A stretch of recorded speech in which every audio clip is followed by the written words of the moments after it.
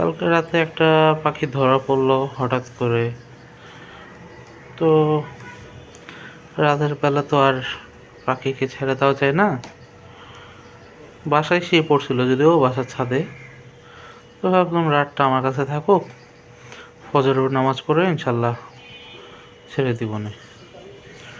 তো যেই কথা সেই কাজ, ফজরের নামাজের পর এখন সম্ভবত বাজে 6টা 19। এখন পাখিটাকে মুক্ত করে দিব ইনশাল্লাহ।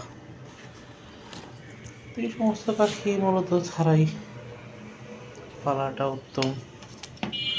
না পেলে পাখি বনেই সুন্দর, পরন্ত অবস্থা ওরাও ওখানেই সুন্দর। পাইলা পারলে দেখা যায় ওদের একটা অভিশাপ লাগে, যার কারণে আমি আর পাখিটাকে রাখলাম না। দেখি যদি সুস্থ থাকে ইনশাল্লাহ চলে যাবে।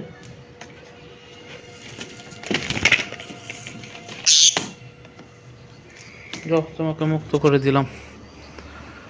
আমার জন্য দোয়া কইরো, আল্লাহ যেন মনের আশা পূরণ করে। একটা মেল পাখি, যদিও এটা অ্যাডাল্ট মেল বাজরিকার। বিসমিল্লাহ, চলে যাচ্ছে। এই যে